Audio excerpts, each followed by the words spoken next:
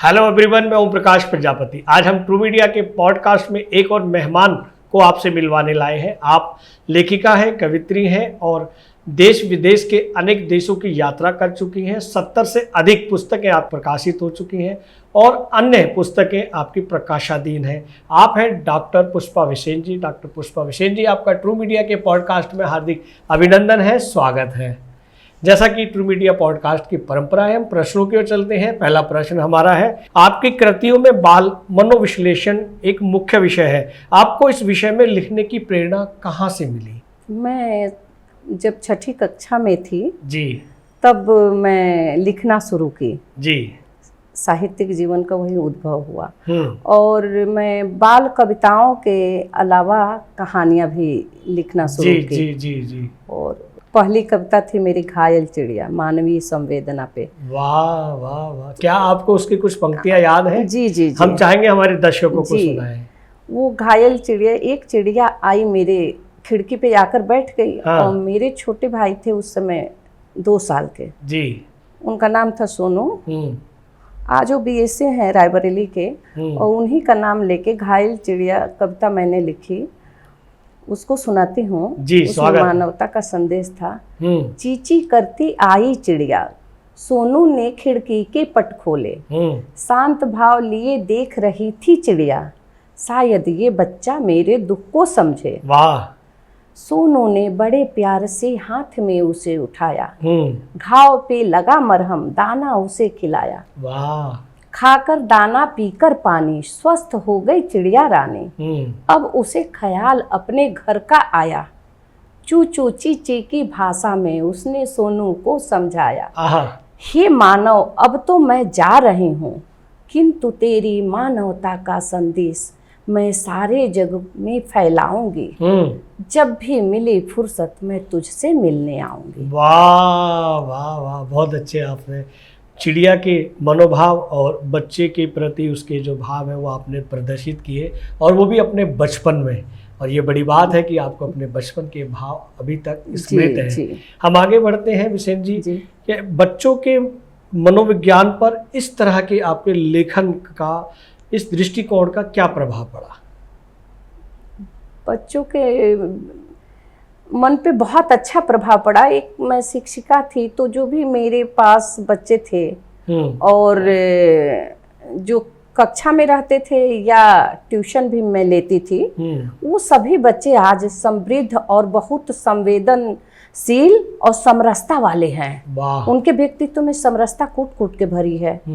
और आज जरूर बताते हुए आपको गर्व होगा कि आज मेरे ही एक विद्यार्थी हमारे वसुंधरा क्षेत्र के, वसुंधरा थाना भी उसमें आता है, वो वहाँ के ACP हैं स्वतंत्र सिंह। उनको मैंने पढ़ाया हुआ है। वसुंधरा उत्तर प्रदेश में पड़ता है। जी जी, क्या बात है, क्या बात है। बहुत अच्छे। ऐसे ऐसे आपके स्मृतियां आप हमें सुना रहे हैं कि आपके छात्र इतने उच्च पद पर हैं, ये बड़े गौरव की बात है।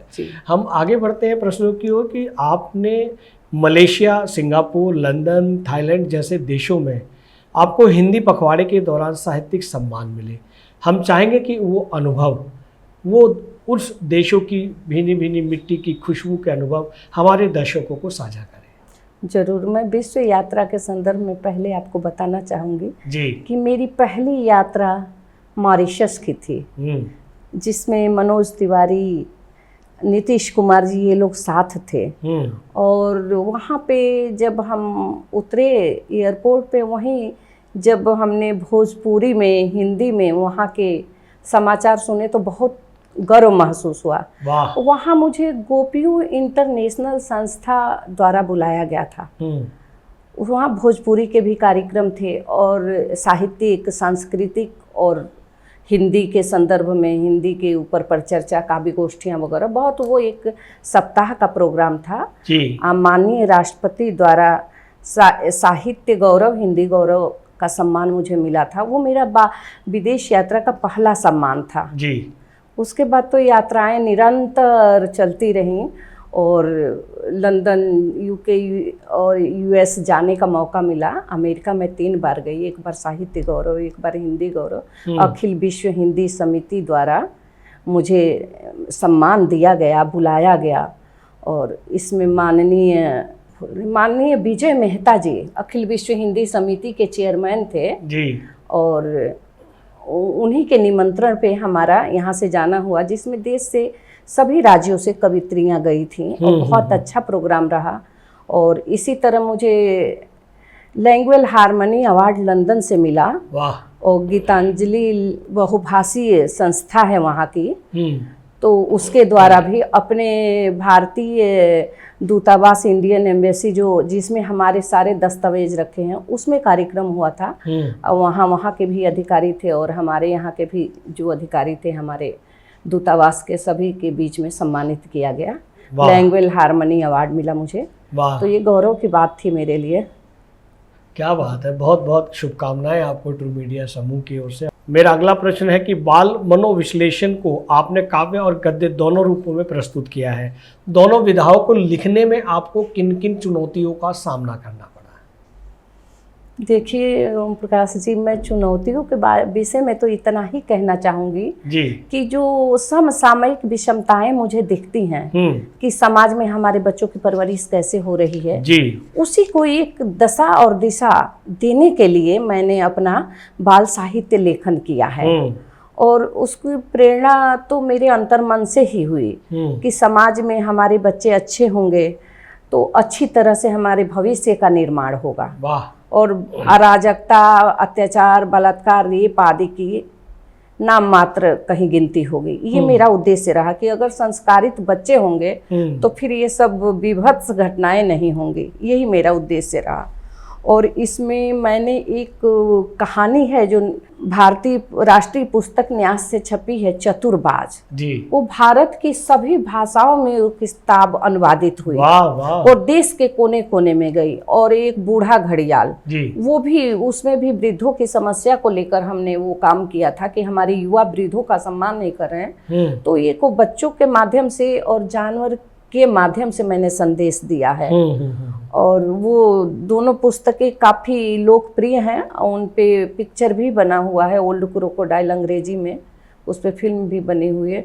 तो हमारा समरसता, मानवता का संदेश ही फैलाने का, वाह, और अपने बच्चों को, युवा पीढ़ी तक आते आते एकदम समृद्ध, समरसता से, संवेदनशीलता से, धैर्यता से संपूर्ण करने का मेरा उद्देश्य रहा है। वाह वाह वाह। और उसमें मुझे सफलता भी मिली है। क्या बात है, क्या बात है।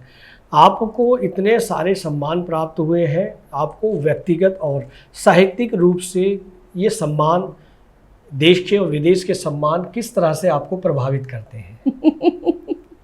यह प्रश्न अब मैं कहना चाहूँगी, लोग सुनेंगे, लेकिन मुझे मतलब कुछ मुझे ऐसा नहीं होता कि मुझे बहुत उल्लास और खुशी हो गई कि ये मैंने हासिल कर लिया, ऐसा नहीं है। मैं सोचती हूँ कि हाँ, जो समृद्ध लेखन कर रही हूँ उसका ये परिणाम है और मेरे इस परिणाम का फायदा सभी को मिले। जैसे हाँ, पूजा पाठ में सब फायदा मिलता है पूरे समाज को, इसी तरह मेरे लेखन का फायदा हमारे सभी बुद्धिजीवी वर्ग, बच्चे हों बूढ़े हों, सभी को मिले। यही मेरा उद्देश्य रहा है।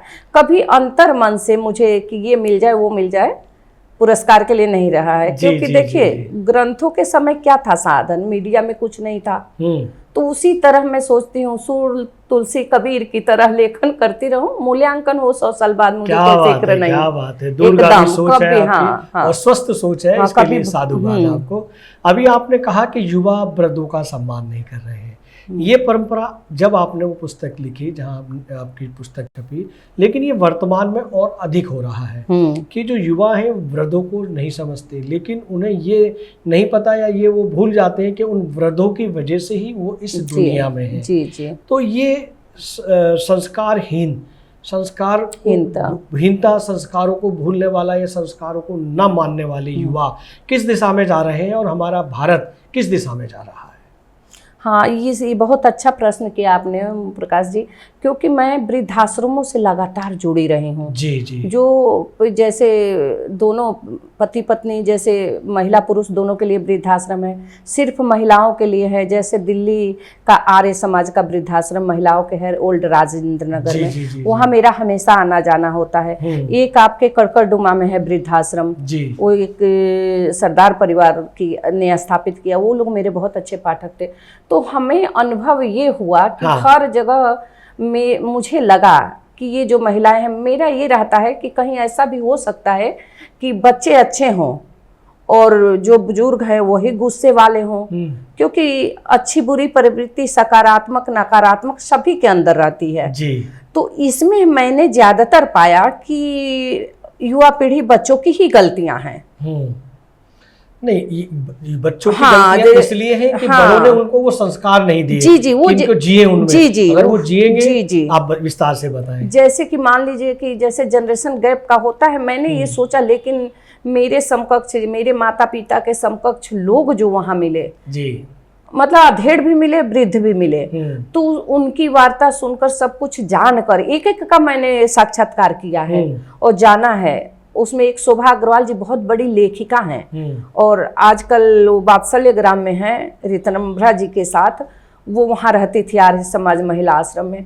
तो जितनी सारी बातें थी उसमें हमारे मतलब 95% मतलब 95% हमारे युवा वर्ग की ही गलती है कि उनके अंदर धैर्य सहनशीलता नहीं है कि हमारे माता पिता दादा दादी अगर कुछ कह रहे हैं तो उसको दिल से न लगाएं, अक्रोधित न हो। लेकिन ये पेशेंस रखने वाली धैर्यशीलता होती जा रही है कहीं। अब जो भी है, खान पान का असर हो, चाहे व्यवहार कुशलता में हो या पालन पोषण में जो भी त्रुटियां रह गई हों, लेकिन युवा को ही सुधारना होगा, तब भी ये संभव हो पाएगा कि हम वो अपने वृद्ध हम अपने बड़े जनों के साथ उनके सानिध्य में रहें। जी, इस पे भी मैंने काव्य लेखन किया है। जी, क्या आप ये मानते हैं कि समाज एकल परिवार में जी रहा है, एकल परिवार की ओर अग्रसित हो रहा है? क्या ये कारण है कि हम एक संस्कारवान नहीं हो पा रहे या सामूहिक रूप से सामूहिक परिवार में नहीं रह पा रहे हैं? जी जी, ये संस्कार विहीन ये समाज होता है। जी जी जी, इस विषय पर। हाँ जी, बहुत अच्छा प्रश्न किया आपने, क्योंकि ये जो संस्कार विहीनता आ रही है, वो जो परवरिश है, दोनों पति पत्नी नौकरी में हैं और एक की कमाई पूरा आया सर्वेंट पे मतलब जा रही है, नौकर नौकरानी जो भी घर की देखभाल, बच्चे की देखभाल के लिए। लेकिन क्या वो बच्चों को वो परवरिश नहीं दे पाते हैं? अपने माँ आंचल में जो लगाकर प्यार दुलार अपनी माँ देगी, वो एक आया नहीं दे पा रही है। और सिर्फ उसका दायित्व है कि हमें पैसे लेना है, मैं नौकरी करना है और पैसे लेकर जाना है। वो अपने अंदर से वो अपनत्व की भावना कहाँ से आया दे पाएगी? उसे 10 जगहों पे जाना है और उसकी मजबूरी मात्र है कि हमें पैसा कमाना है।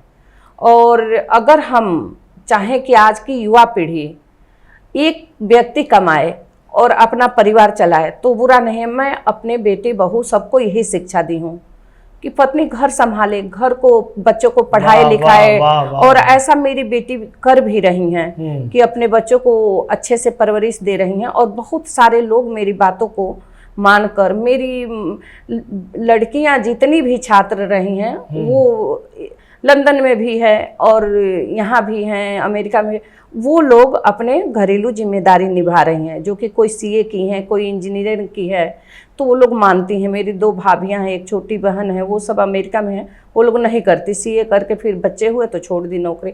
तो एक ये बहुत बड़ा कारण है कि अपने ऐशो आराम के लिए हम अपनी अगली पीढ़ी को आया के भरोसे छोड़कर जा रहे हैं, तो हमें क्या मिलेगा? आगे वृद्धाश्रम ही मिलेगा। वाह वाह वाह, बहुत अच्छी बात आपने हमारे दर्शकों को बताई, बहुत ज्ञानवर्धक जानकारी आपने दी। हम इसी बात से आगे बढ़ते हैं कि जिस तरह से आपने बताया कि दोनों वर्किंग दंपति अपने बच्चों को एक आया के भरोसे छोड़ के जाते हैं।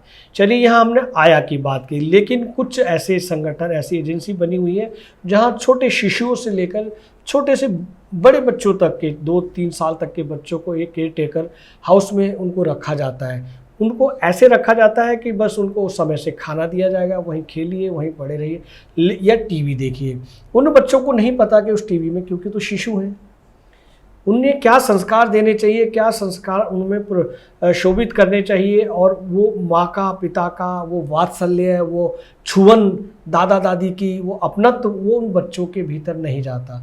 ये कहें कि वो भी एक डिजिटल बन जाते हैं या तमाम मोबाइल के या अन्य उपकरणों के आदी हो जाते हैं, इसलिए उनके अंदर अपनत्व, छुअन और जो वात्सल्य पैदा नहीं हो पाता।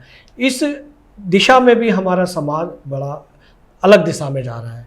इस विषय पर हमारे इस विषय पर मैं आपको बताना चाहूँगी कि जो ये स्वभाव तो ऐसा होता ही जा रहा है। मैं अपनी बात बताऊं तो जो मेरे बच्चे जब 10वीं तक नहीं आए थे तो मैंने घर में टीवी नहीं रखी थी जी, ना ही ये मॉडर्न मोबाइल जी, बिना वो छोटा सा मोबाइल रहता था नोकिया का और जी, नहीं। जी, जी। और यही चीज़ है कि आज मेरी बेटी की बेटी पढ़ती हैं डीएवी में, 9th कक्षा के स्टूडेंट हैं वो, और वो मोबाइल नहीं देखती हैं। तो ये बहुत बड़ी बात है। बहुत मुश्किल से जब कोरोना काल में कक्षाएं चलती थी तो होती थी ऑनलाइन कक्षा। हाँ, और खान पान का भी बताऊं आपको कि हमने जीवन में तो कभी बाहर नहीं खाया, जिससे स्वास्थ्य बिगड़े, या जैसे बंद कमरे के माहौल में जो रखा जा रहा है कि बच्चे इतने तक रहें, तो वो धूप से वंचित रह रहे हैं, बाहरी माहौल, धूल, हवा, पानी सब से वो वंचित रह जाते हैं, बाहरी परिवेश से।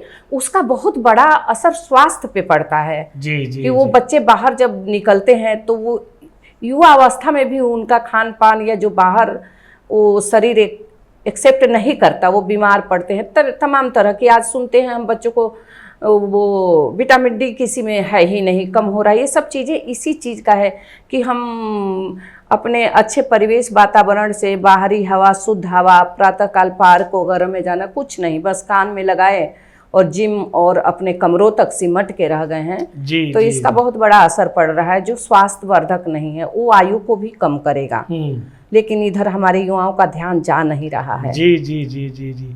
उन युवा दंपतियों को जो वर्किंग है, उनको बच्चों की कैसे केयरिंग करनी चाहिए, अपने अभिभावकों की कैसे केयरिंग करनी चाहिए, उन विषय में भी चर्चा। देखिए, मैं कहना चाहूँगी कि वर्किंग होना कोई नहीं मतलब बहुत बड़ी समस्या नहीं है कि हम वर्किंग हैं। वर्किंग रहते हुए भी अगर हम नियम बनाएं कि अपना हम 5 बजे बिस्तर छोड़ते हैं तो 7-8 बजे बच्चों बुजुर्गों का नाश्ता बना के हम 10 बजे अपने काम पे जा सकते हैं।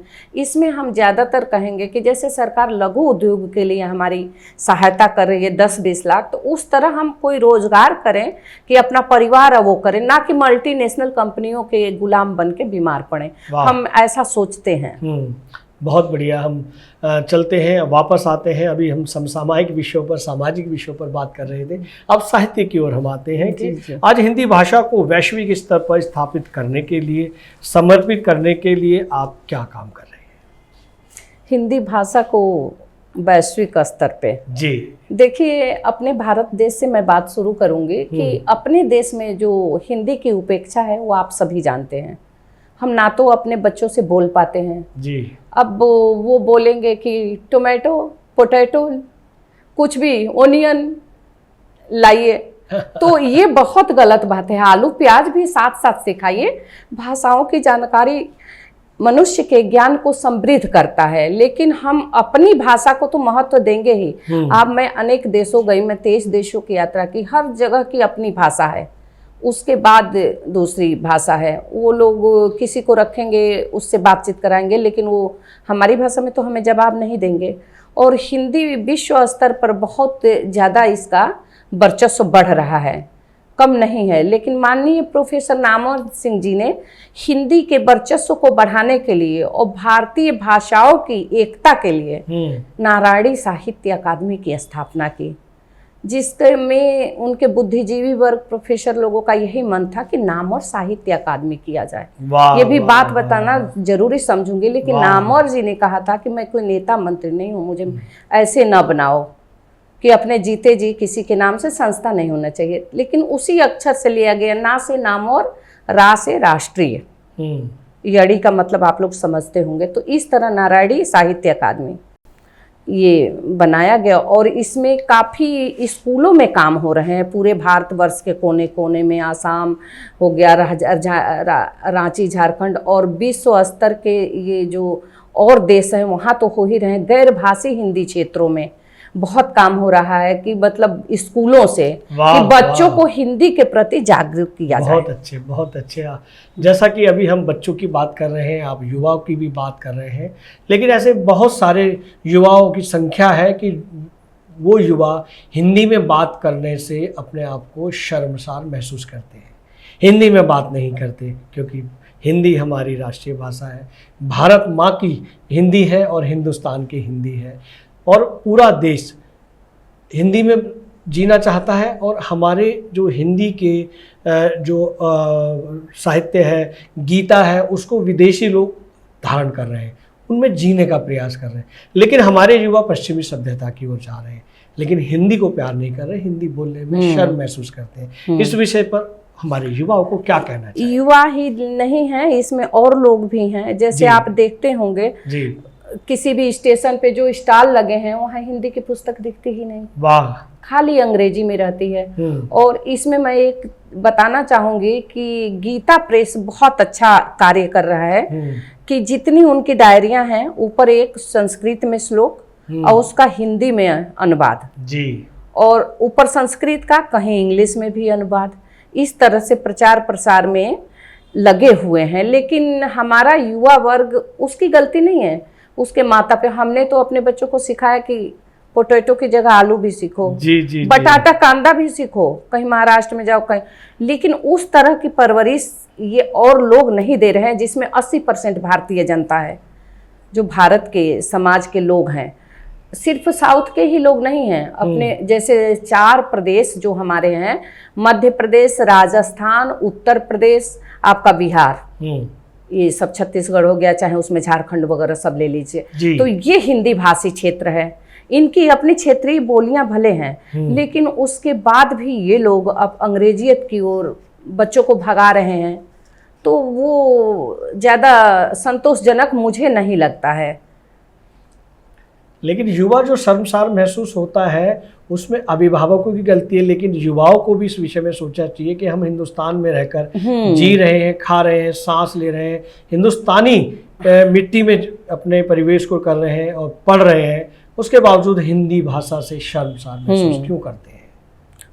अब ये तो सबकी अलग अलग अपनी मानसिकता है कि देखिए, मान लीजिए कि उन लोगों का हिंदी भाषी क्षेत्रों का तो समस्या है कि वो हिंदी नहीं जानते हैं, अंग्रेजी में बोलते हैं, लेकिन ये चारों प्रदेश के लोग अपने आप को सोचते हैं कि हम अंग्रेजी जानते हैं, इससे हमको बड़ा रुतबा प्राप्त होगा। और मैं आपको बताऊं कि मैं कहीं भी जाती हूँ, जैसे आप पत्रकार हैं, मैं एक साहित्यकार हूं, तो हम लोगों का ये नैतिक दायित्व है कि अपने भाषा के वर्चस्व को हर समय, हर पल ध्यान में रख के बढ़ाते रहें। हमसे कोई अंग्रेजी में बात करता है तो तुरंत मना करती हूँ। मैं अंग्रेजी बहुत अच्छी तरह जानती हूँ, पब्लिक स्कूलों में 25 वर्ष दिल्ली में प्राचार्य के पद पे काम किया है, और किसी भी अभिभावक से मैं नहीं बोलती थी अंग्रेजी। वाह, वाह, लिखित कार्य यानी रिटेन वर्क सब सबमिट करती थी। एक प्रिंसिपल का क्या दायित्व होता है, और मैंने किया है, बाल भारत पब्लिक स्कूल में किया है, भारतीय पब्लिक स्कूल में किया है, और सेंट जेम्स कॉन्वेंट स्कूल में मैं 7 साल प्रिंसिपल रही। वहीं से मैं अपना ये शिक्षण कार्य को विराम दिया, और मैं ट्यूशन, होम ट्यूशन लेती रही, सभी बच्चों को हिंदी के लिए प्रेरित करती रही। जैसे मैं यात्राएं करती हूँ, बीच में जो लोग भी बोलते हैं तो उनको मैं समझाती हूँ, कई शब्द सिखाती हूँ। ये मेरा एक अलग है इसके हिंदी भाषा के लिए कि मैं हमेशा प्रयासरत रहती हूँ। इस तरह हम थोड़ी जागरूकता ला सकते हैं समाज में। आप पत्रकार हैं, कहीं जाएं, 2-4 लोग बात सफर में कर रहे हैं तो उनको बोलिए हिंदी में आप बात करें। हम तो कभी अंग्रेजी में किसी को जवाब ही नहीं देते। जब देश से बाहर निकलते हैं हम, तो वहाँ पे हम अंग्रेजी बोलते हैं। जैसे अमेरिकन एम्बेसी चले गए, वहाँ से शुरू किए, फिर उन देशों में गए तो वहाँ बोले, लेकिन हम भारत में नहीं बोलते हैं, बिल्कुल भी नहीं बोलते हैं। बहुत अच्छी बात। और संस्कृत और हिंदी ये सब तो हमारी मातृभाषा है, इसको तो हम बिसरा ही नहीं सकते। बहुत अच्छी बात है पुष्पा जी। हम आगे बढ़ते हैं प्रश्नों को। जैसा कि आपका जो वेशभूषा है, जो आपने वेश धारण किया हुआ है, आपने पिछले कई वर्ष पहले महापुरुष दीक्षा प्राप्त की है। इस दीक्षा को प्राप्त करने के अनुभव को, इसकी फीलिंग को, इसके जीने के अनुभव को हमारे दर्शकों को बताएं कि ये दीक्षा आखिर है क्या और ये कैसे प्राप्त की?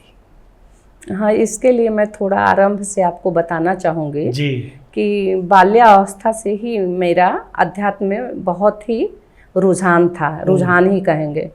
मेरे जन्मदाता माँ आदिशक्ति भवानी के अनन्य भक्त थे।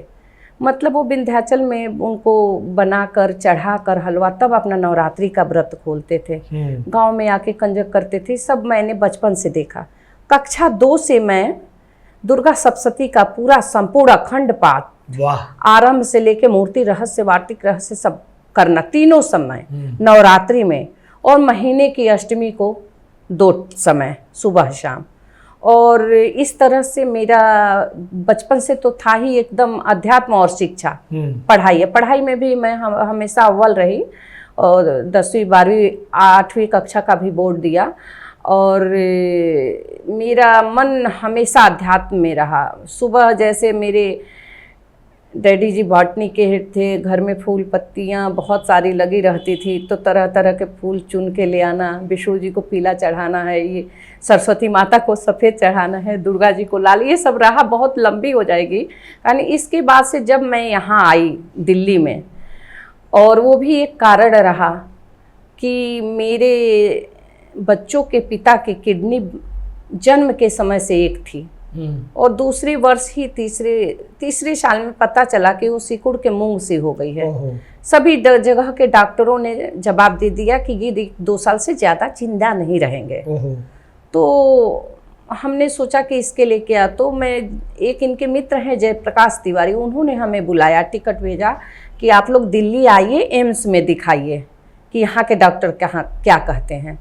तो जब हम लोग यहाँ आए तो दिखाया गया, उसमें था कि भाई ये बाय बर्थ ऐसे एक है, और वो सिंकनेस है, उसमें इन्फेक्शन नहीं था। फिर भी कोई उम्मीद, ये भी डॉक्टर उतना नहीं कहे कि मतलब ये 2 साल 5 साल तक जीवित रहेंगे। लेकिन ये एक बहुत बड़ी समस्या थी मेरे लिए कि छोटे छोटे बच्चे, 4-5 महीने की बेटी और 2.5 साल का बेटा लेकर, सोचिए। और आते ही मैं तीसरे दिन यहाँ स्कूल एक ज्वाइन कर ली, Springfield public school, Shastri Nagar में, वो शर्मा जी का। और मैं वहाँ पे ही जयप्रकाश तिवारी जी के बच्चे पढ़ते थे, उसी में मैं पढ़ाने लगी।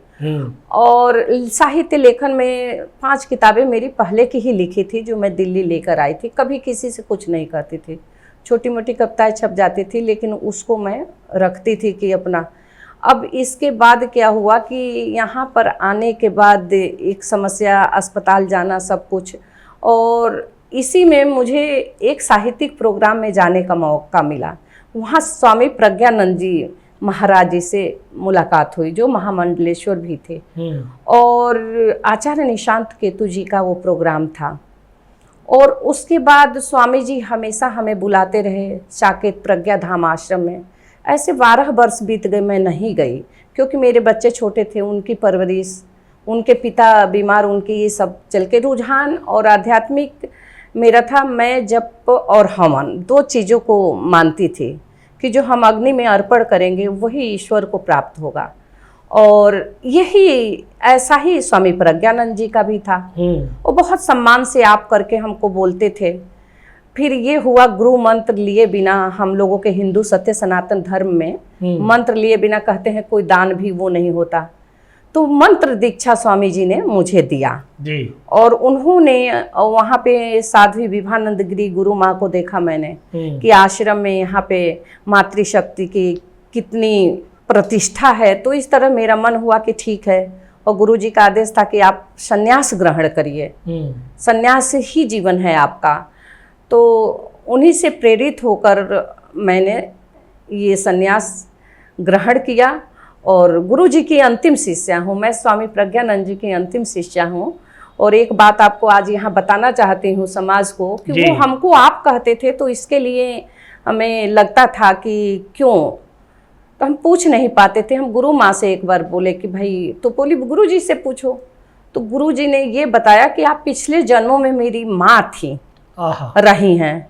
और जब मैं वो जबलपुर कटंगी उतने बड़े धाम पे, प्रज्ञा धाम पे गई, तो वहाँ की जनता ने, उन लोगों ने कहा कि मतलब उनका चेहरा मेरे से बहुत मिलता है। और हमारे गुरुजी बाल्यावस्था से ही अध्यात्म में थे, और MA PhD करके वो प्रोफेसर बने। लेकिन वो 150 बच्चों की कक्षा नहीं, उन्हें 20 में सनातन की कक्षा चलानी थी। वाह वाह वाह। कम से कम 74 प्रज्ञापीठ विदेशों में है, जिसकी महिला पीठाधीश्वर है कि महिला पीठाधीश रहेगी तो वहाँ अत्याचार नहीं होगा। तो ये सब प्रेरणा थी। नहीं तो आप तो और साधु संतों का हाल सुन ही रहे होंगे, जान रहे होंगे, आप एक पत्रकार हैं। तो ये मेरा बहुत ही, और मुझे पूरी स्वतंत्रता थी कि आश्रम से मैं बंध के नहीं रहूँगी, अपना लेखन पठन सब संभालूंगी। मैं आश्रम कहीं नहीं संभालूंगी। एक बहुत बड़े साम्राज्य से निकल के ससुराल गई थी, मायका, और उसके बाद से वहाँ से वो परित्याग करके दिल्ली आई थी। पहली बार किराए का मकान नहीं देखा था। बहुत समृद्ध परिवार से थी, दोनों जगह से हूँ, आज भी हूँ, क्योंकि ज्ञान से समृद्ध हूँ तो सब कुछ से समृद्ध हूँ। तो इस तरह से मैंने वो महापुरुष दीक्षा ली, लेकिन उसी दौरान हमारे गुरुजी ब्रह्मलीन हो गए। तो उसकी पूर्णता को मैं प्राप्त हुई माँ साध्वी विभानंद गिरी प्रज्ञा पीठाधीश्वर, उन्होंने उसको पूर्ण किया कि जो कि हम टेंट में रह के शस्त्र और शास्त्र दोनों की शिक्षा लिए। बहुत बधाइयाँ और बहुत साधुवाद आपको। मैं यहाँ ये भी जानना चाहूँगा कि जो सनातन धर्म है या हिंदू धर्म है, जो लोग किसी को गुरु नहीं बनाते हैं या गुरु नहीं मानते हैं, क्या गुरु के बिना इस जीवन में मोक्ष की प्राप्ति होती है? अवश्य, इस बात को मैं आपको बताना चाहूंगी कि अपने वेद जो हैं उसको लोग पढ़ते नहीं हैं। जो ये सब गुरु के बिना मोक्ष नहीं, ये सब जो धारणाएं बनाई हैं बीच के ऋषि महात्मा कहिए, विद्वत जनों ने कहिए, कि उसमें बहुत भ्रमित कर दिया है। मैं आज इस आपके मंच से कहना चाहूंगी कि ईश्वर की प्राप्ति के लिए हमें किसी भी व्यक्ति को किसी मीडिएटर की जरूरत नहीं। आप अपने पढ़िए, ऋषि महात्मा बैठ जाते थे, चीटियां देह पे लग जाती थी, अभी वाल्मीकि जी को कहा जाता है, अब भगवान प्रकट हो जाते थे। लेकिन ये जो कलयुग का समय है जो हमारा, जिसमें मानव मन स्थिर नहीं है, तो इस समय गुरु की जरूरत है। गुरु कष्ट भी हरता है। आपको कोई कष्ट हो, आप गुरु से कह दीजिए तो आधा कष्ट उसी समय गुरु के मंत्र से दूर हो जाता है। और इसलिए इस युग में, नहीं तो नहीं है, मैंने किसी को गुरु नहीं बनाया था। मेरी माँ आदि शक्ति सरस्वती ये सब मैं थी, गुरु जी से भी मैं ये बात कही जब, लेकिन उनको मतलब इस तरह से लगा कि हमें उसमें आना है तो मैं एक महापुरुष की बात को क्यों नहीं मानूं। और जो मंत्र दीक्षा ली थी तो संन्यास दीक्षा भी ली, और इतना सम्मान मेरे गुरुजी ने मेरा किया। और मेरी गुरु माँ भी एकदम इतना मानती हैं, इतना प्यार देती हैं कि मेरी जन्मदात्री ने नहीं दिया होगा। मैं आश्रम से बाहर रहती हूँ, माँ कहती है अरुंधति, फोन करती हैं, तबीयत ठीक है, पैसे की कमी न रखना, खाते में डाल दूंगी। लेकिन मैं जो साधु हो कभी अपनी क्षत्रिय परंपरा से मतलब नहीं छोड़ पाई उसको। आज आप बताना चाहती हूँ कि क्षत्रिय का धर्म मेहनत करके खाना समाज की रक्षा है, इस भावना से मैं उबर नहीं पाती हूँ। और मैं आश्रम से माँ से कुछ नहीं ले पाती हूँ। वाह वाह वाह वाह वाह। एक और एक और मन में एक प्रश्न आया है, वो जानना चाहेंगे कि आपने कहा कि हमें देवी देवताओं में और हमारे ग्रंथों से जुड़ना चाहिए, उनसे सीखना चाहिए, उनमें क्या लिखा है, उनमें अनुभव है उनके, और बहुत सारी जानकारी दी है, और प्रभु में पंच तत्व में इस सृष्टि में लीन रहना चाहिए, जुड़े रहना चाहिए। लेकिन एक बहुत बड़ा एक वर्ग है जो किसी को ईश्वर को नहीं मानता, माता शक्ति को नहीं मानता, सृष्टि को नहीं मानता। वो ये मानता है कि जो कुछ इस वक्त वो है वो स्वयं है, उसने कमाया है, उसने बनाया है। इस विषय में क्या कहें? ये तो देखिए आज के देश काल में लोग पैदा हो रहे हैं कि मैं ही मैं हूँ। तो जो अपने माता पिता के भी वो लोग नहीं रिस्पेक्ट कर पाते, इज्जत नहीं दे पाते, वो अपने अहंकार में नास्तिक। और क्या, सत्य सनातन कभी नहीं मतलब धरती से खत्म हो सकता, ये सबसे प्राचीन है। और हमारे देवी देवता हजारों हैं। एक बात इसमें बताना चाहूंगी कि हमारे गुरु जी कहा करते थे कि आप माँ आदि शक्ति की भक्त हैं, आदि शक्ति की पूजा करिए। वो शिव भक्त थे, प्रतिदिन रुद्राभिषेक 5 बजे करना। मेरी गुरु माँ है, वो कृष्ण की भक्त हैं। तो किसी को एक अपना इष्ट देव बनाइए, करिए। नास्तिक बन के मैं ही मैं, तो कंस जैसे लोग प्रवृत्ति के पैदा हो रहे हैं, तो उनके संदर्भ में ईश्वर ही जाने, मैं क्या कह सकती हूँ कि उनका भला कैसे होगा। पुष्पा जी, हम अगले प्रश्न की ओर चलते हैं। जैसा कि हमारे दर्शकों को पता है और बातचीत से ये पता लगा है कि नारायणी साहित्य अकादमी की आप राष्ट्रीय अध्यक्ष हैं जी। ये राष्ट्रीय अध्यक्ष आप बने और उस पर क्या क्या काम कर रहे हैं, इस विषय में विस्तार से बताएं। जी जरूर। देखिए, नारायणी साहित्य अकादमी की नींव ही रखी गई जी हम लोगों के सामने ही, और इसमें आरंभ में 2 वर्ष में अध्यक्ष रही। लेकिन उसी बीच दौरान जब एक साहित्यकार डॉक्टर चंद्रमणि ब्रह्मदत्त जी शामिल हुए, तो उनको वो डॉक्टर लारी आज़ाद हैं जो मेरे धर्म भाई हैं, प्रोफेसर थे बुलंदशहर में, तो उनके स्टूडेंट वो थे, उन्होंने जोड़ा। तो मैंने सोचा कर्मठ है और इनको मैंने अध्यक्ष बनाया। नामौर जी से निवेदन करके। तो बच्चे हमारे छोटे थे और उन्होंने भी जो 10 वर्ष 5 वर्ष का पद रहता है, इसमें अच्छा काम करिए तो 10 वर्ष मिलता है, उनको भी 10 वर्ष मिला और बहुत अच्छा काम किए। पूरे देश में विश्व स्तर पे अकादमी का विकास किया, वर्चस्व बढ़ाया और अच्छा काम किया। उसके बाद मेरा 12 साल हो गया था सचिव पद का, उसके बाद मैं राष्ट्रीय अध्यक्ष बनी हूँ। और मैं एक और विशेषता है नारायणी साहित्य अकादमी की, कहीं से स्पॉन्सरशिप, पैसा सुलना, रसीद काटना, ये सब नहीं है। ये नामौर बाबूजी कहा करते थे कि उस पे नारायणी के बैनर पे मतलब बहुत ये धब्बे नहीं दिखने चाहिए, यहाँ से वहाँ से पैसा लिया, कि एक बिस्किट और एक कप चाय में भी आयोजन हो सकते हैं। तो इस बात को एक इतने ईमानदार व्यक्ति जो समरसता के बहुत बड़े प्रमाण थे और आज भी हैं, क्योंकि किसी भी धर्म के अनुयायी न बनकर सभी धर्मों को मानना। और उन्होंने रामायण गीता सब पढ़ा, लेकिन सभी धर्मों का आदर करते रहे, सभी को समान समझते रहे। तो उन्हीं के नियमों पे ही मैं नारायणी साहित्य अकादमी का अनुपालन करते हुए, सारे नियमों को मानते हुए का आयोजन करती हूँ। और पूरे देश में स्कूलों पे ज़्यादा ध्यान है कि हमारे बच्चे जो 5वीं के बाद से हैं, 8वीं के बाद से फिर ग्रेजुएशन तक जा रहे हैं, स्नातक तक, और इसमें ध्यान देना है कि ये हिंदी से इनका लगाव कम न हो, इसके लिए हम लोग काम कर रहे हैं बहुत सब जगह। हम आगे बढ़ते हैं पुष्पा जी, जैसा कि आपने नारायणी साहित्य अकादमी के बारे में बहुत सारी जानकारी दी, हम ये भी जानना चाहेंगे इस माध्यम से कि हिंदी भाषा को अंतर्राष्ट्रीय स्तर पर एकजुट करने के लिए आपकी यह संस्था और किन किन महत्वपूर्ण कदमों पर और कार्यों पर काम कर रही है।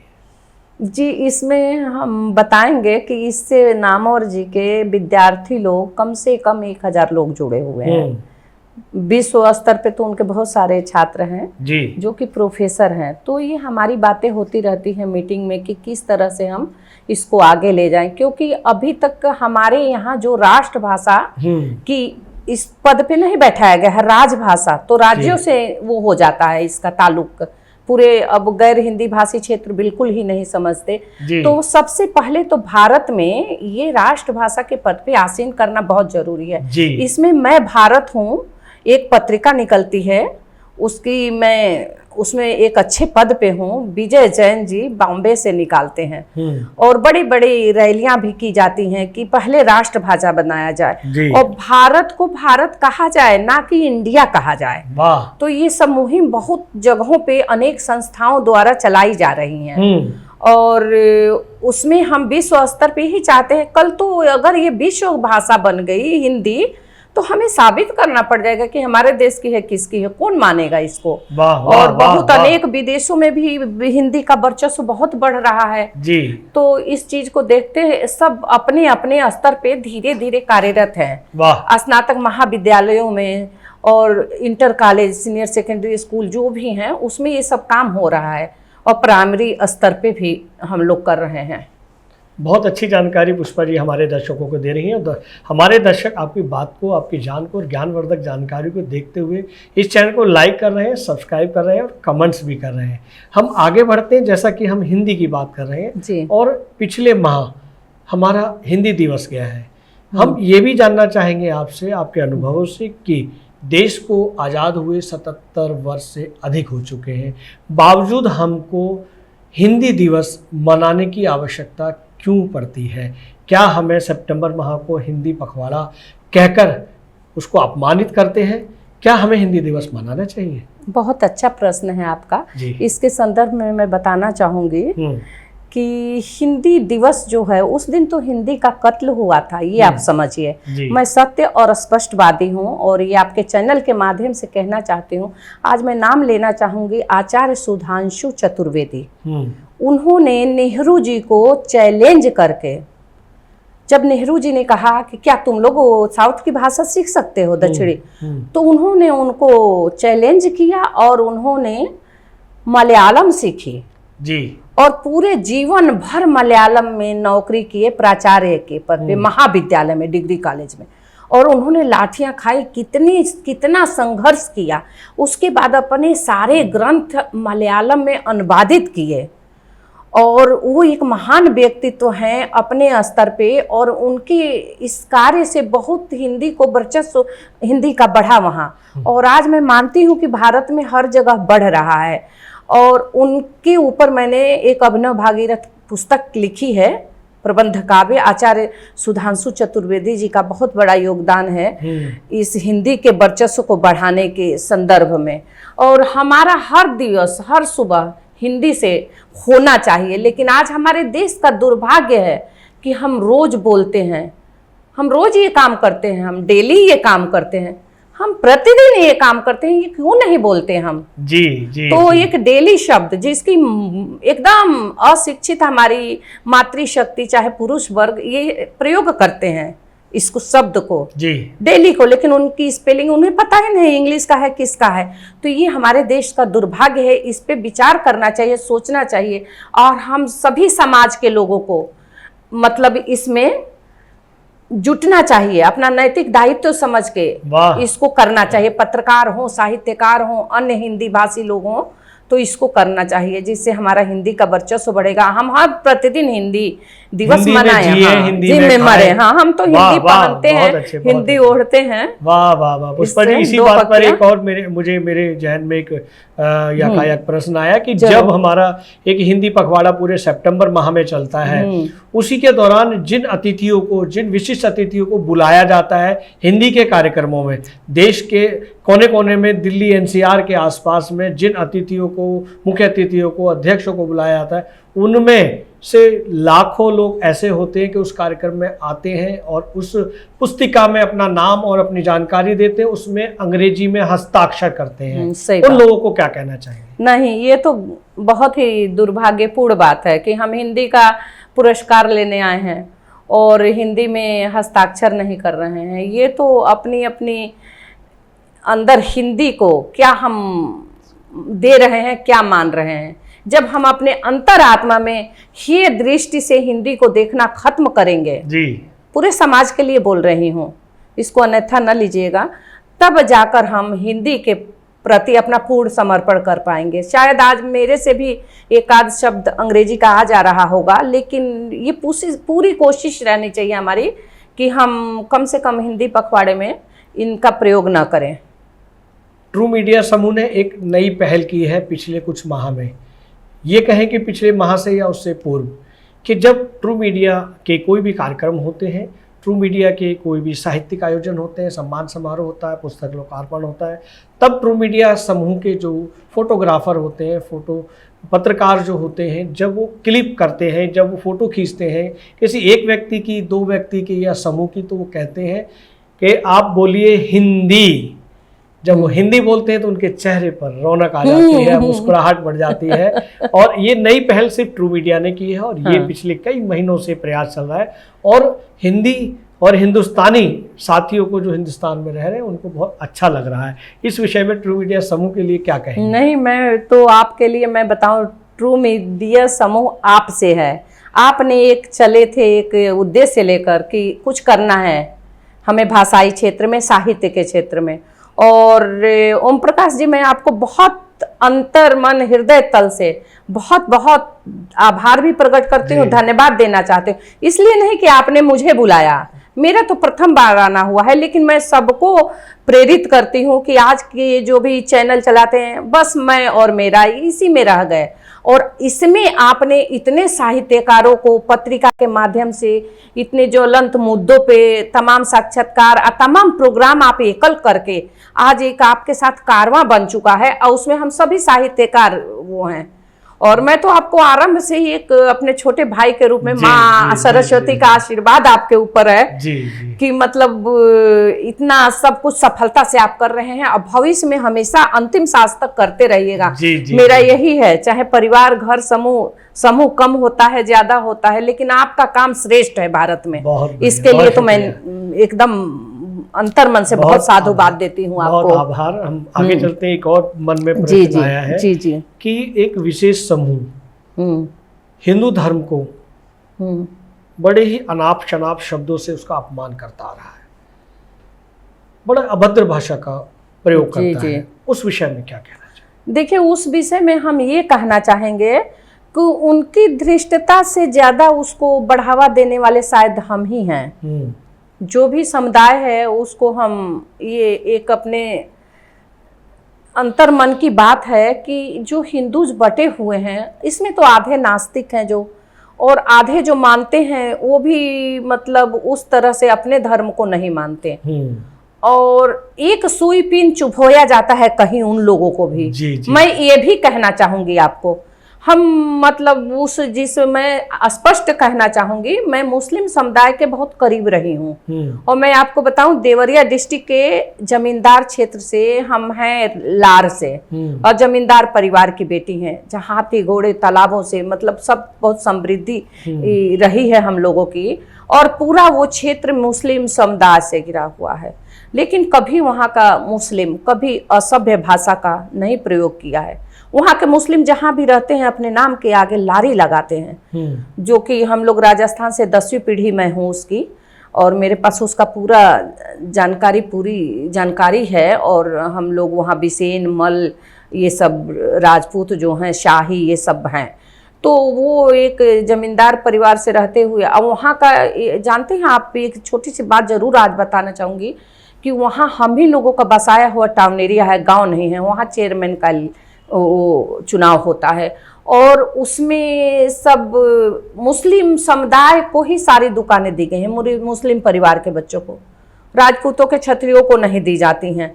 और इतना पैसा एकत्र होता है कि चाहे मुस्लिम चाहे हिंदूज के घर में गरीबों की शादी हो, ये सब हो, सब उन पैसों से हो जाता है। एक गरीब के घर भी बहुत पैसा आता है जी। और बहुत दबंगई से ठाकुर रहते हैं, लेकिन उसमें हमने नहीं देखा कि कोई उस समुदाय का कोई पिन मार के गलत काम करे, ये मैंने देखा है। लेकिन मैं ये वर्तमान में समाज में ऐसा हो रहा है।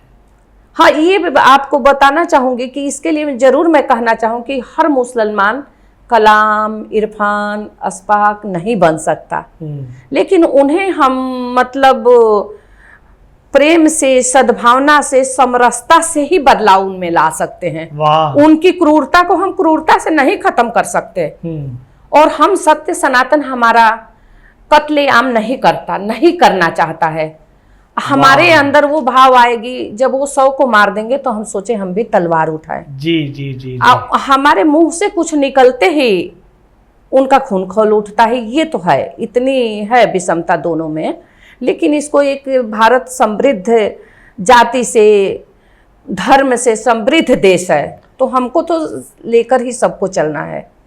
जिस तरह से आपने अभी जिक्र किया, चर्चा की हमारे दर्शकों के सामने कि हिंदू कई वर्गों में भटका हुआ है, ठीक उसी तरह से कुछ विद्वान लोग, कुछ शिक्षित लोग, कुछ लोग कहते हैं कि ऐसे ही मुसलमान और जिहादी मुसलमान 2 वर्गों में बटा हुआ है। जी। ऐसा मान सकते हैं क्या? जिन मुसलमान भाइयों के बारे में आपने कहा वो मुसलमान हैं, और जो इस तरह की हरकत करते हैं वो जिहादी मुसलमान हैं। इस विषय में क्या? इस विषय में मैं कहना चाहूंगी अपने भारत के भीतर कि जो कट्टर मुस्लिम हैं पहले से, वो तो ठीक हैं, और जो ये जिहादी जो आप शब्द कह रहे हैं, ये जो कन्वर्ट किए गए हैं, मतलब जो भी हमारी हिंदू महिलाओं के साथ अत्याचार हुए, मुस्लिम बना के उनसे जो संतानें पैदा हुई, उन्हीं के अंदर मेरे मतलब ये मेरा अपना व्यक्तिगत विचार है कि उन्हीं के अंदर ऐसी बातें हैं कि वो जो किसी धर्म के प्रति अपनी आस्था नहीं रख पाते और अपने धर्म का बढ़ावा देकर, क्योंकि कुरान एक पवित्र ग्रंथ है, उसमें ऐसा कुछ नहीं है। कुछ हदीसें बाद में जैसे हमारे हिंदू ग्रंथ में भी जोड़े गए हैं लोग, उसी तरह उसमें भी जोड़ा गया है। देखिए, वेद को कहते हैं वेद विष्णु की बाणी है, नहीं, तमाम वेद की ऋचाओं ने महिलाओं ने लिखा है। मैत्री, गार्गी, लोपामुद्रा, ये सब, अपाला, ये सब वेद की ऋचाएं लिखने वाली महिलाएं हैं, 23-24। और उसी तरह जो हदीस उसमें जोड़ दिए गए हैं उसी में है। अब इनके तो मतलब देखिए बुत परस्ती भी है, वो है हिंदूज, सिया सुन्नी का आप देख रहे हैं, सब कुछ है। और जाति वर्ग उसमें भी है, मतलब हमारे जैसी ही ऊंच नीच का है, जैसे हाला समुदाय है जो कि स्वीपर हमारे में जो आते हैं, सफाई कर्मचारी, मेहतर जिसको कहते हैं या कुछ, तो ये सब चीजें हैं। तो ये मुट्ठी भर मानसिकता, इसमें हमारी राजनीतिक लोगों का सबसे बड़ा योगदान है। मैं खुले मंच से कहना चाहूंगी, सभी राजनीति दलों में ऐसे लोग हैं जो दंगे भड़काते हैं, मुस्लिमों को भी, हिंदूज को भी। पुष्पा जी, हम आगे बढ़ते हैं। अभी हाल ही की जी। घटना है कि एक प्रदेश में कुछ संतों द्वारा एक महिला को छेड़खानी करने की मामला आया, जो सोशल मीडिया पर बहुत ही वायरल हुआ। आप उन संतों को क्या कहना चाहेंगे जो इस तरह के दुर्व्यवहार समाज में करते हैं? जी, मैं स्पष्ट रूप से बोलना चाहूँगी कि हमारे भारतीय समाज में पहले ऋषि मुनि होते थे कि जो अनेकों वर्ष तपस्या करते थे, उनको मोह माया से नहीं था। लेकिन आजकल के जो संत हो रहे हैं, जिम्मेदारियों से भाग जाते हैं, कुछ हो जाते हैं। उसमें मैंने स्वामी प्रज्ञानंद जी अपने गुरुदेव के बारे में कहना चाहूँगी कि परिवार में पल बढ़ के और परिवार के में ही ब्रह्मचर्य धारण करके विवाह नहीं किया उन्होंने। प्रोफेसर 1 साल बने, फिर संत बने, और उनके जीवन में कुछ इस प्रकार नहीं था। इसके लिए हमारे गुरुजी भी बहुत ही दुखी रहा करते थे, क्योंकि उनके जीवन में अनेक घटनाएं आसाराम जी के अवसर, तो वो बहुत दुखी रहे। उन्होंने इसी विचार से कहा कि मेरा जो आश्रम होगा वहाँ महिला पीठाधीश होगी, जहाँ पे कोई अत्याचार नहीं होगा।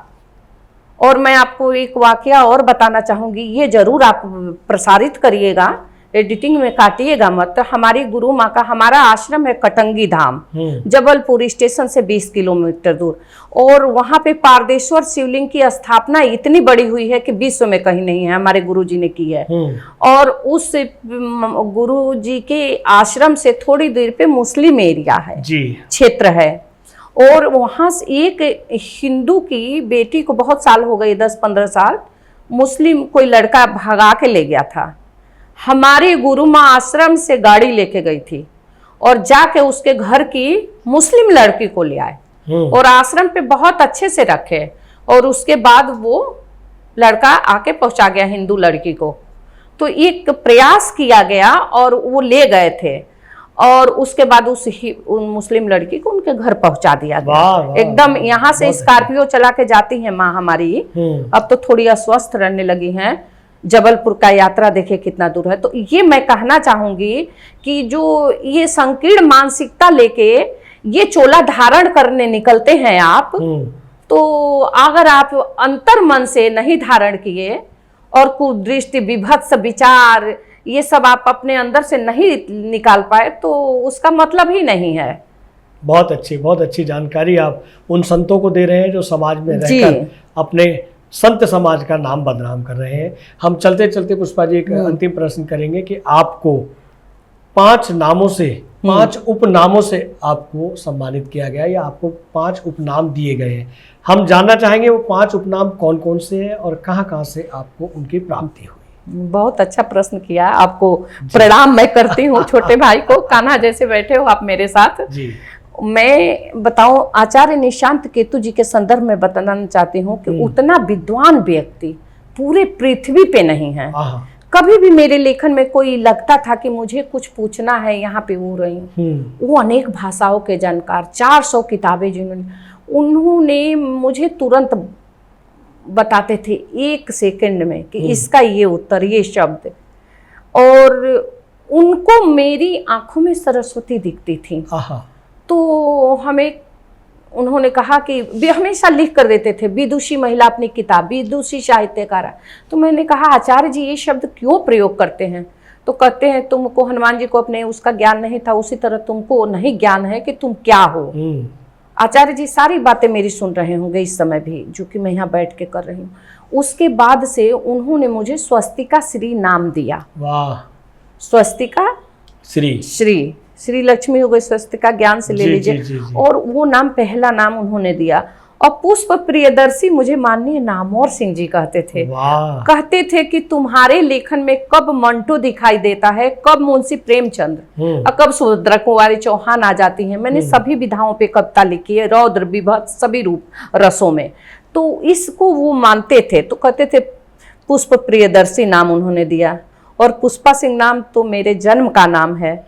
उसके बाद से माँ ने जब दिया, वो मेरे गुरुदेव ने दिया मुझे प्रज्ञा पुष्प नाम, जब मंत्र दीक्षा दिए।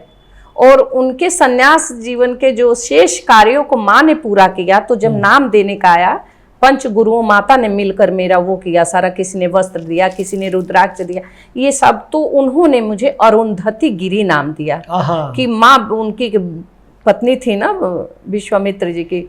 तो उस तरह से आप है कि आपकी रसोई कभी आ जाओ। हमारे गुरुदेव, हमारी गुरु माँ हरिद्वार से कभी आते थे तो मेरे कुटिया पे आ जाते थे, और मैं जब भी बीमार पड़ती थी मेरे गुरुजी आते थे मुझे यशोदा हॉस्पिटल। कभी मतलब उनको मतलब हृदय से माँ जैसा मुझे उन्होंने सम्मान दिया है। और एक और बताना चाहूंगी इस संदर्भ में, नामों के संदर्भ में तो मैंने बता दिया आपको, पांचों नामों के संदर्भ में। मैं दिवाली कभी बाहर नहीं निकलती घर से, अपने मंत्र जाप में ही रहती हूँ।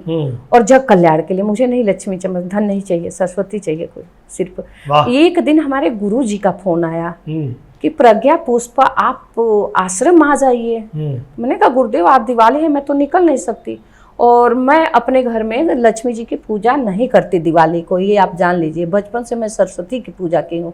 तो जब विवाह हुआ तो ऐसे अलग आ गए दिल्ली, तो बच्चों के पिता वो लोग कर लेते हैं, सब तैयारी कर देती हूँ, बस मैं खड़ी रहती हूँ दूर। एक मेरा जीवन का ये उद्देश्य है। अरे धरती पे आए हैं तो देखे कैसे माता खाने को नहीं देगी जी। तो एक ये रहा। तो उन्होंने कहा कि आप आ जाइए आश्रम। तो हमने कहा कि ये विशाल से अपने बेटे से बात किया, तो उसने बोला कि आप मम्मी मेट्रो में बैठा देते हैं, आप चले जाए। और वहाँ से भी डी ब्लॉक से वो 2 पंडित जी लोग आए, मुझे आश्रम ले गए। वहाँ देखा तो गुरुदेव ने तैयारी कर रखी थी पूरी। उसी दिन का ये माला उन्होंने मुझे कमलगट्टे का पहनाया। और मुझे बोले कि आज आपको हवन करना है, आपसे तो सारी देवियाँ आपके साथ रहती हैं 24 आवर, तो आप हवन आज करेंगी। तो मैंने कहा ठीक है गुरुजी, जैसा आपका आदेश। और उस दिन आपको वो फोटो मैं भेजूंगी, वो जरूर आप देख सकते हैं। देखा उसको, मैं नीचे बैठी, गुरुजी सोफे पे बैठे कि मैं नीचे बैठ जाऊंगी, किसी तरह पैर और मोड़ के बैठ गए। और 7 बजे शाम से लेकर सुबह 7 बजे तक हवन चला, कुंटलों घी लग गया। वाह। और उसके बाद गुरुजी से वादा ले लिया था कि आप इसके बाद मुझे नहीं बुलाना कभी दिवाली के दिन, मैं अपने घर में रहना चाहूंगी पटाखों के। तो उसके बाद सुबह वो लोग चले गए, 2 परिवार भी बैठे उसके आमने सामने। तो हवन में सब लोग बैठते हैं, मुझे ने उसके बाद से उन्होंने गुरुजी ने कहा कि बहुत बड़ी धनराशि ये लोग दान दिए हैं कि इनके कार्य पूरे हो गए दिवाली के बहुत दिन बाद। वाह। लक्ष्मी की असीम कृपा हुई, उनका बिगड़ा हुआ काम बन गया। तो मैंने गुरुजी आश्रम में रखे, खर्च करिए, मतलब उसको बताऊंगी नहीं, लेकिन 20 लाख तक थी। तो मैंने कहा नहीं गुरुजी, ये मेरा दायित्व तो नहीं है, मैं तो आपके आदेश का पालन करने आई, कर दिया। तो एक ये चीज तो है। आपने ट्रू मीडिया के पॉडकास्ट के लिए अपना बेशकीमती समय निकाला और ट्रू मीडिया के दर्शकों को बहुत बृहद जानकारियां आपने दी। इसके लिए ट्रू मीडिया समूह आपका हृदय की गहराइयों से आभार प्रकट करता है। और मैं अपने दर्शकों को ये भी बताना चाहूँगा कि ये पॉडकास्ट डॉक्टर पुष्पा बिसेन जी के साथ पहला है, लेकिन अंतिम नहीं है। आज आई हूँ मैं इसमें। ये चर्चा हमारी निरंतर चलती रहेगी, तमाम पारिवारिक, सामाजिक और विषयों पर हम बातचीत करते रहेंगे। दोस्तों जुड़े रहिए, मिलते रहिए, और आपको ये बातचीत कैसी लगी हमारे इस वीडियो की कमेंट्स बॉक्स में अवश्य बताएं। नमस्कार। ये वीडियो YouTube पर देख रहे हैं तो हमारे चैनल को सब्सक्राइब करें और बेल आइकन को दबाना ना भूलें। अगर आप Facebook पर ये वीडियो देख रहे हैं तो हमारे पेज को लाइक करें।